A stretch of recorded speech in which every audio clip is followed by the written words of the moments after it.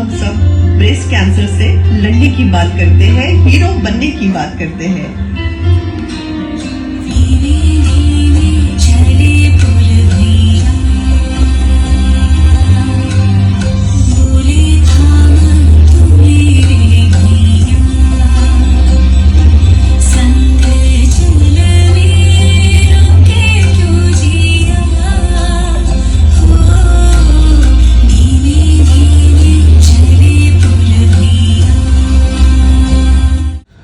Breast cancer ये सबसे ज़्यादा पाया जाने वाला कैंसर है। ये बहुत रफ्तार से बढ़ रहा है।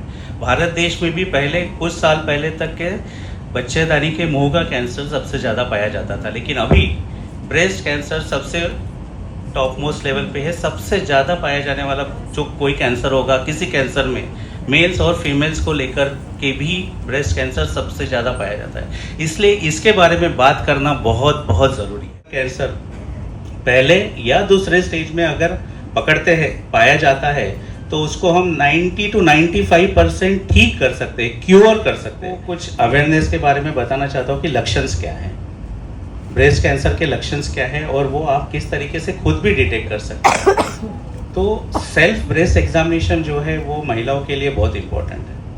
आपको मैं बता देता हूँ, जैसे ब्रेस्ट कैंसर जो है ये भी कोई भी कैंसर कोई भेदभाव नहीं करता कि स्त्री में और पुरुष में। और आपको मैं इस मंच से ये भी बताना चाहता हूँ कि ब्रेस्ट कैंसर सिर्फ महिला में होता है ऐसा नहीं है, ब्रेस्ट कैंसर पुरुषों में भी होता है। ठीक है, ब्रेस्ट ग्लैंड्स पुरुषों में भी होती है, लेकिन उसका प्रमाण कम रहता है। ओनली 1% ब्रेस्ट कैंसर मेल्स में भी होते हैं, but 90-95% of the time it is found in female. So हमारे जो लेडीज़ वर्ग है उनको मैं बताना चाहूँगा कि वो खुद के सेल्फ ब्रेस्ट एग्जामिनेशन से भी इसको डिटेक्ट कर सकते हैं। आपको अगर कोई एबनॉर्मलिटी लगती है सेल्फ ब्रेस्ट एग्जामिनेशन में, अक्सर 20 या 25 साल के बाद हर स्त्री ने अपने खुद के ब्रेस्ट का एग्जामिनेशन खुद ही करना चाहिए। और डेली करने की ज़रूरत नहीं है, महीने में एक बार करना चाहिए। महीने में एक बार स्त्री ने पीरियड्स के यूजुअली जो जिनका मेंस्ट्रुएशन चालू है, रेगुलर पीरियड चालू है, उसके 7 से 10 दिन के बाद करना चाहिए और खुद ही करना चाहिए। उसमें मिरर में खुद स्त्री अपना एग्जामिनेशन कर सकती है, नहाते वक्त खुद अपना एग्जामिनेशन कर सकती है। इसमें आपको ये ऑब्जर्व करना है कि ब्रेस्ट के शेप में कोई चेंजेस आया है क्या, कोई निप्पल में से कोई द्रव पदार्थ या ब्लड का बाहर निकल रहा है क्या, किसी प्रकार का कोई भी गठान आपको महसूस हो रही है क्या, किसी भी प्रकार का पकरिंग हो रहा है क्या स्किन में, या आपके काख में कोई गठान आपको महसूस हो रही है क्या, अगर किसी भी प्रकार का छाला वहाँ डेवलप हो रहा है क्या, कोई भी एबनॉर्मल गार्ड डेवलप हो रही है क्या।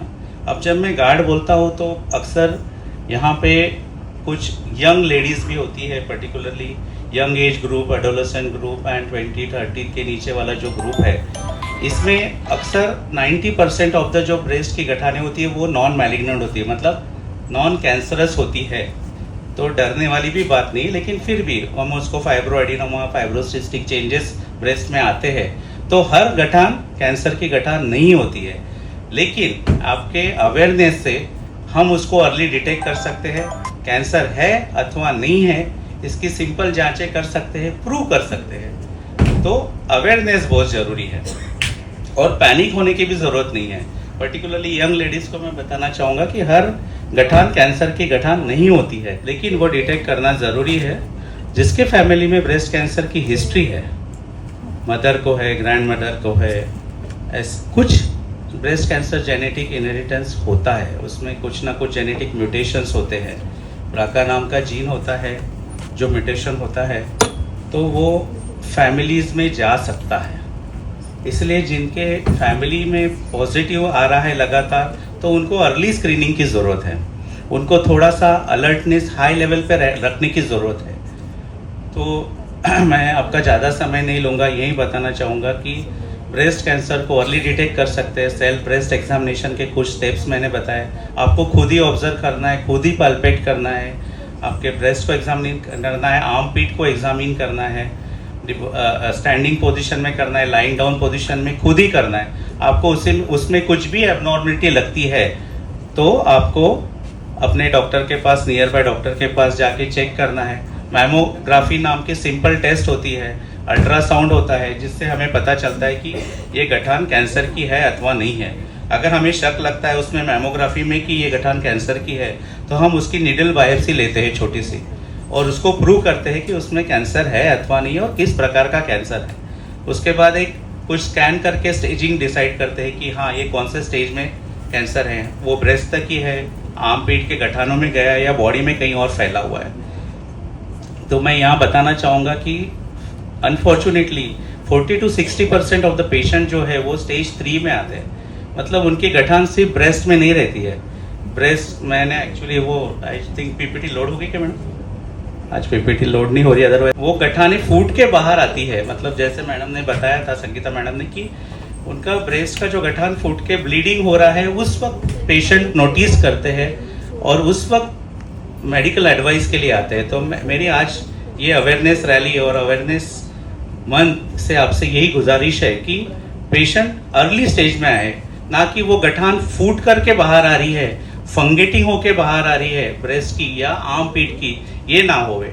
ये इतना मैसेज भी अगर आज पॉजिटिव मैसेज सोसाइटी में जाता है कि वो अर्ली स्टेज में डिटेक्ट होता है, छोटे से स्टेज में डिटेक्ट होता है, पीनट साइज का होता है, इनिशियली ग्राउंडनट साइज का होता है, बढ़ते जाता है धीरे धीरे साइज। इनिशियली वो पेनलेस होता है, बट जब वो स्किन को और नर्व्स को इन्वॉल्व करता है तो फिर पेनफुल हो जाता है। अक्सर यही प्रॉब्लम होता है। इनिशियली ब्रेस्ट कैंसर की गठान पेनलेस होने की वजह से उसको अननोटिस किया जाता है, मतलब दुर्लक्ष केलं जातं त्याच्याकडे, आणि जेव्हा तो पेन व्हायला लागतो, फुटून बाहेर यायला लागतात, अनेक ठिकाणी गाठ पोचलेली असते लिम्फॅटिक्सद्वारा आणि ब्लडद्वारा बरेचदा मेटास्टॅसिस होतं, म्हणजे बोन्समध्ये, ब्रेन्समध्ये, लंग्समध्ये पण हा आजार जातो आणि त्याचे दुष्परिणाम होतात। त्यावेळेस मग पेशंट थांबू शकत नाही, मग वेदना वाढतात आणि त्यावेळेस बरेच पेशंट ट्रीटमेंट घ्यायसाठी येतात। घाबरायचं नाही आहे, ब्रेस्ट कॅन्सरला अर्ली डिटेक्ट करायचं आहे आणि ब्रेस्ट कॅन्सरची प्रॉपर ट्रीटमेंट घ्यायची आहे, ज्याच्यातून आपण पूर्ण ठीक होतो